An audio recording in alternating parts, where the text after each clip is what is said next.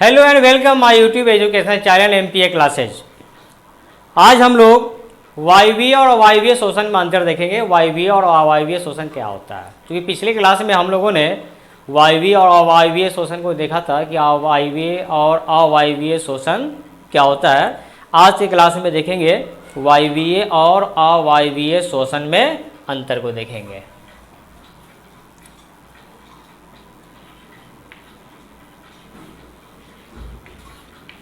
वायवीय एवं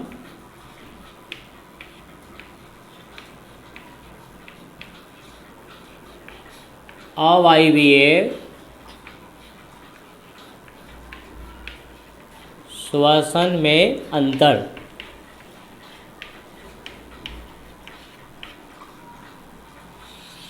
तो हम लोग देखते हैं वायवीय और अवायवीय शोषण में अंतर क्या होता है।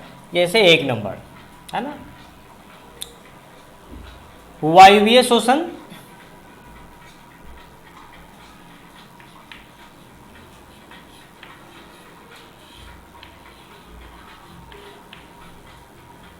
वायवीय शोषण वायवीय शोषण जो होता है वह ऑक्सीजन की उपस्थिति में होता है। क्या होता है? ऑक्सीजन की उपस्थिति में होता है कि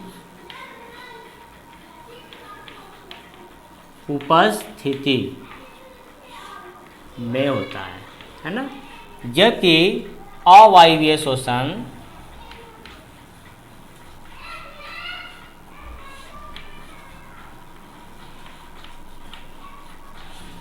ये ऑक्सीजन की अनुपस्थिति में होता है। ऑक्सीजन की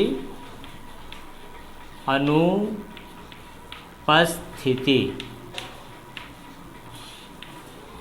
में होता है। तो पहला अंतर क्या है वायवीय अवायवीय शोषण का, कि वायवीय शोषण जो है वो ऑक्सीजन की उपस्थिति में होगा, जबकि अवायवीय शोषण ऑक्सीजन की अनुपस्थिति में होता है। इसका दूसरा अंतर है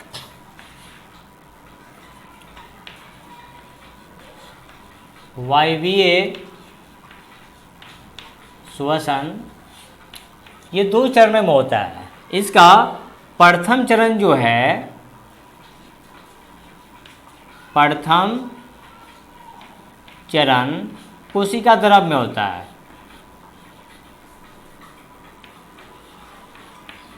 कोशिका द्रव में होता है, जबकि इसका दूसरा चरण जो है इसका वह माइटोकॉन्ड्रिया में होता है। माइटोकॉन्ड्रिया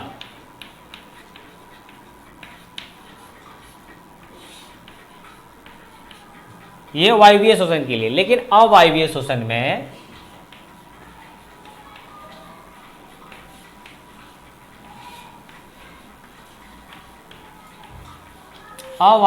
में एक ही चरण में होता है और यह सिर्फ कोशिका द्रव में होता है। कोशिका द्रव में ही होता है, एक ही चरण इसके होते हैं। तो वायवीय अवायवीय शोषण दूसरा अंतर क्या हो जाएंगे कि वायवीय शोषण जो है वो दो चरणों में होता है। इसका प्रथम चरण कोशिका द्रव में होता है, जबकि दूसरा चरण माइटोकॉन्ड्रिया में होता है। लेकिन अवायवीय शोषण एक ही चरण होता है और ये सिर्फ और सिर्फ कोशिका द्रव में होता है। इसका तीसरा अंतर देखते हैं। वायवीय शोषण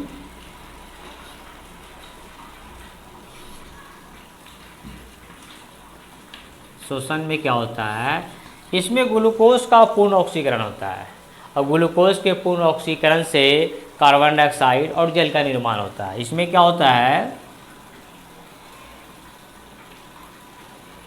ग्लूकोज का पूर्ण ऑक्सीकरण होता है।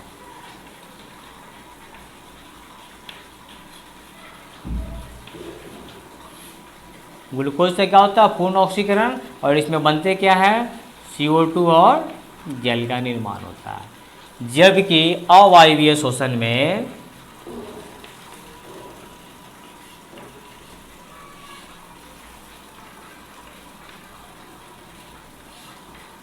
इसमें ग्लूकोज का आंशिक मतलब पूर्ण रूप से ऑक्सीकरण नहीं होता है, क्या होता है, आंशिक रूप से ऑक्सीकरण इसका होता है।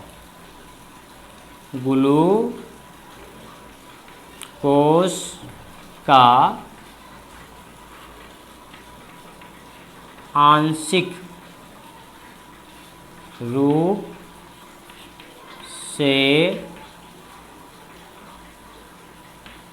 ऑक्सीकरण होता है। इसमें अलग अलग परिस्थितियों में अलग अलग पदार्थों का निर्माण होता है। जैसे किसी परिस्थिति में पाइरूवेट बनता है ना, किसी परिस्थिति में लैक्टिक अम्ल का निर्माण होता है और किसी परिस्थिति में इथेनॉल का निर्माण होता है। इथेनॉल या लैक्टिक अम्ल।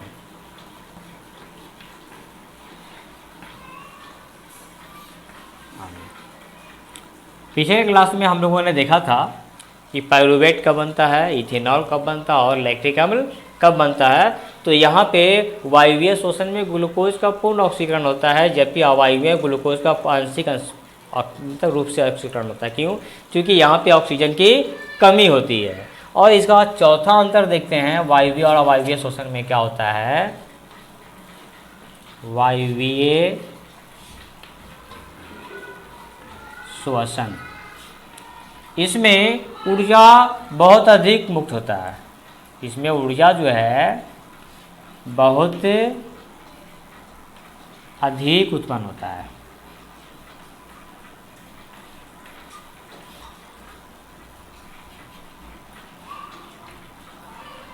उत्पन्न होता है, जबकि अवायवीय शोषण में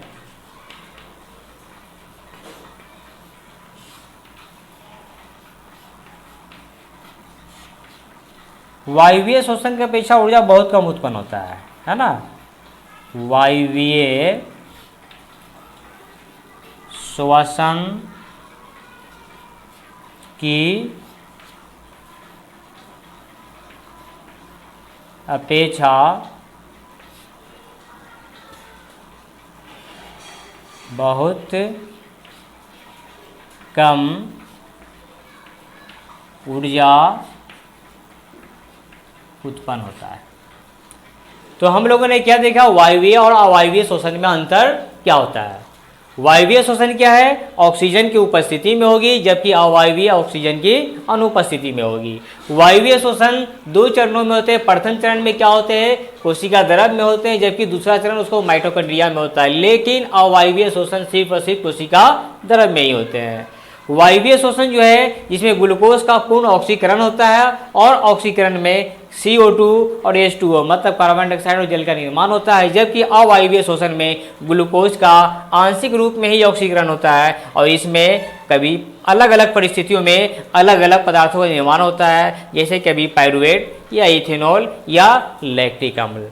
उसी टाइप से देखते हैं वायवीय शोषण में ऊर्जा बहुत अधिक मात्रा में उत्पन्न होती है, लेकिन अवायवीय में वायवीय की अपेक्षा ऊर्जा जो है बहुत ही कम मात्रा में उत्पन्न होती है। तो हम लोगों ने क्या देखा, वायवीय और अवायवीय शोषण में अंतर क्या है। अब हम अपने अगले टॉपिक की तरफ बढ़ते हैं और देखते हैं पौधों में शोषण कैसे होता है।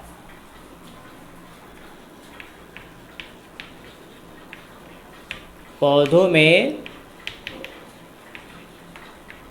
श्वसन है ना, इसके लिए एक फिगर देखते हैं, फिर इस पर समझने की कोशिश करते हैं पौधे में श्वसन कैसे होते हैं।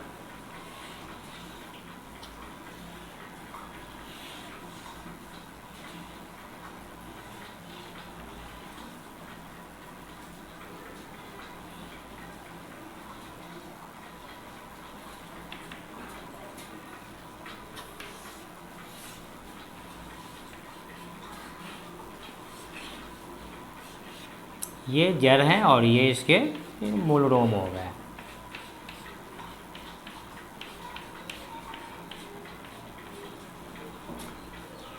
अब यहाँ पे देखते क्या है, ये एक छोटा सा पौधा है, ये ऊपर क्या है, पौधे की जो तना है वो वायु में है, मतलब वायु मंडल,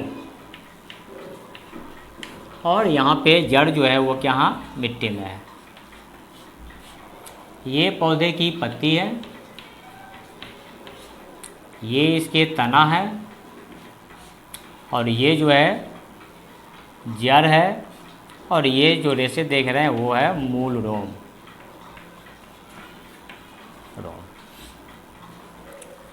क्योंकि पौधों में शोषण के लिए एक विशेष तंत्र, मतलब कोई विकसित तंत्र नहीं होता है। पौधों में शोषण के लिए विकसित तंत्र नहीं होता। पौधे के अलग अलग भाग अलग अलग शोषण करते हैं, मतलब पौधे के बड़े के सभी भाग एक तरह से शोषण में भाग लेते हैं। हम क्या देखते हैं, पौधों के पत्तियों में महीन एक रोए होते हैं। क्या होते हैं ये? रोए होते हैं। इन्हीं रोए को बोलते हैं रंध्र। इसी को क्या बोलते हैं? रंध्र। तो ये पौधे में क्या है? श्वसी अंग है, मतलब यहाँ से ये शोषण करते हैं।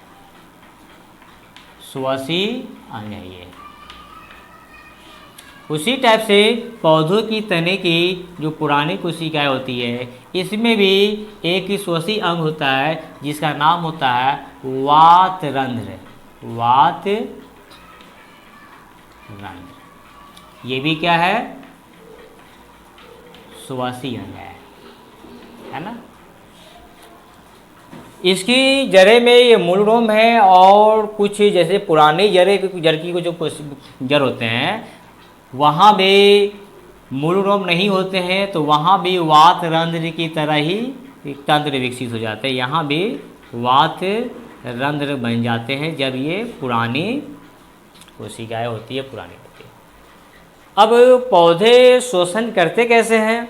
तो पौधे जो है दो परिस्थितियों में शोषण करते हैं। एक, जब दिन में सूर्य की प्रकाश होता है, जब प्रकाश संश्लेषण की प्रक्रिया होती है उस वक्त, और एक जब सूर्य की प्रकाश नहीं होता, मतलब प्रकाश संश्लेषण क्रिया नहीं होती उस वक्त। तो होता क्या है कि पौधे जो है यहाँ वायुमंडल से दिन में, किसमें?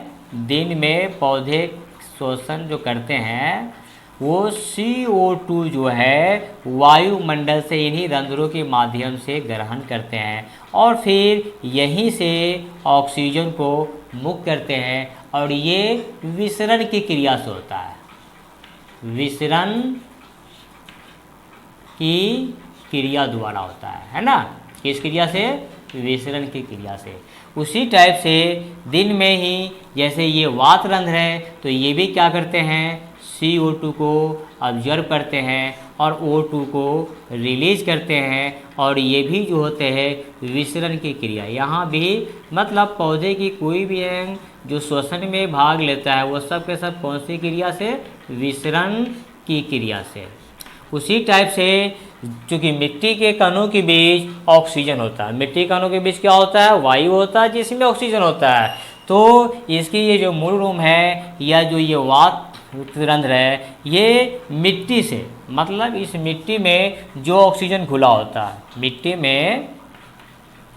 मिट्टी में जो ऑक्सीजन होता है, तो यहीं से क्या करता है कि ये ऑक्सीजन को लेता है, मतलब CO2 को लेता है, और ऑक्सीजन को यहाँ से क्या करता है? ये छोड़ देता है। ये सब क्रिया विसरण की क्रिया से होता है। किस क्रिया से?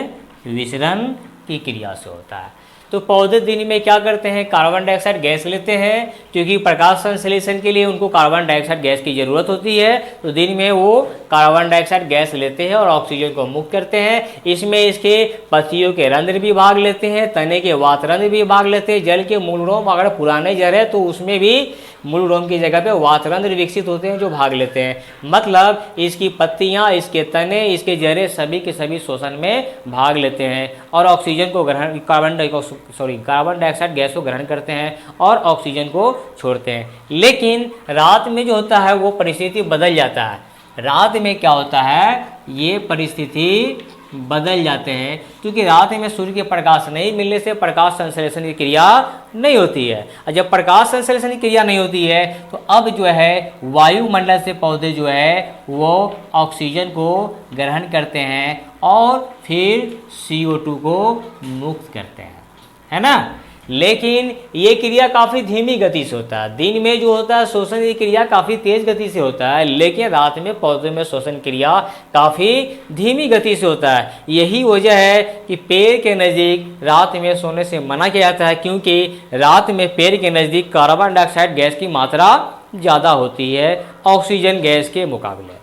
लेकिन दिन में पेड़ के नज़दीक ऑक्सीजन गैस की मात्रा ज़्यादा होती है कार्बन डाइऑक्साइड गैस के मुताबिक।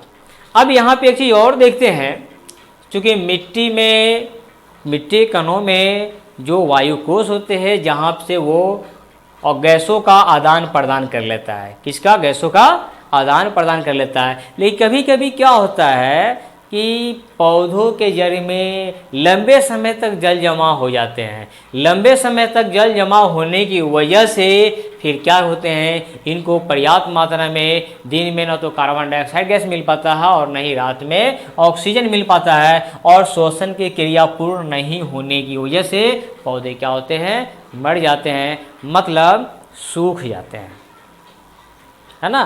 पौधे क्या होते हैं, सूख जाते हैं। तो ये जो मूल रोम है वो पुराने पौधों में है ना, जो पुराने जड़ होते हैं, तो ये पुराने रोम में यही मूल रोम जो है पुराने जड़ में वात रंध्र में बदल जाते हैं, है ना। किसमें बदल जाते हैं, बदल जाते हैं। और पौधों में श्वसन में कौन कौन से, तो इसके पत्ती में श्वसन भी भाग लेता है ना।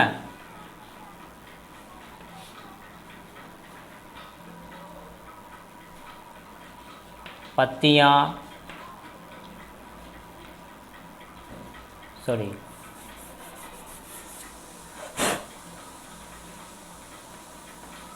रंध्र, वात रंध्र, है ना। और ये कहाँ होते हैं, तो ये पत्तियों में, तनों में और जड़ में, है ना। तो इस प्रकार हम देखते हैं कि पौधों में जो श्वसन है वो उसकी पत्तियों के रंध्र से भी वो शोषण करते हैं, तनों के वात रंध्र से भी वो शोषण करते हैं, और जड़ के वात रंध्र या मूल रोम से भी वो शोषण करते हैं। क्योंकि पौधों में ऐसा इसलिए होता है कि पौधों में श्वसन गैसों के परिवहन के लिए कोई तंत्र नहीं होता है। पौधों में श्वसन गैसों को, ये जो श्वसन गैस है, शोषित जो गैस पौधे में ले रहे हैं, छोड़ रहे हैं, तो इन गैसों को परिवहन के लिए पौधों में कोई तंत्र नहीं होता है, जिस वजह से पौधों की पत्तियाँ, उनकी जड़ें, उनकी तना, ये सब के सब श्वसन की क्रिया में भाग लेता है और फिर पौधों में श्वसन होता है। तो दोस्तों, आज हम लोगों ने वायवीय अवायवीय में श्वसन में अंतर देखा कि वायवीय श्वसन अवायवीय श्वसन में अंतर क्या है। साथ ही साथ हम लोगों ने क्या देखा, पौधों में श्वसन कैसे होता है और किन परिस्थितियों में होता है। मतलब जब दिन हो और दिन में प्रकाश संश्लेषण की क्रिया होती है तो श्वसन में वो कौन सी गैस लेते हैं, कौन सी गैस को मुक्त करते हैं, और फिर रात में जब प्रकाश संश्लेषण की क्रिया नहीं हो रही होती है तो फिर पौधे श्वसन में कौन सी गैस लेते हैं और कौन सी गैस को मुक्त करते हैं, और पौधे के श्वसन के लिए कौन कौन से अंग होते हैं, जैसे रंध्र हो गए, वात रंध्र हो गए, और श्वसन की क्रिया किस विधि से होती है, विसरण की विधि से होती है। तो दोस्तों, अगर अभी तक आप लोगों ने हमारे चैनल को सब्सक्राइब नहीं किया है तो सब्सक्राइब करें, लाइक करें, ज़्यादा से ज़्यादा शेयर करें। फिर मिलते हैं नए टॉपिक के साथ अगले क्लास में।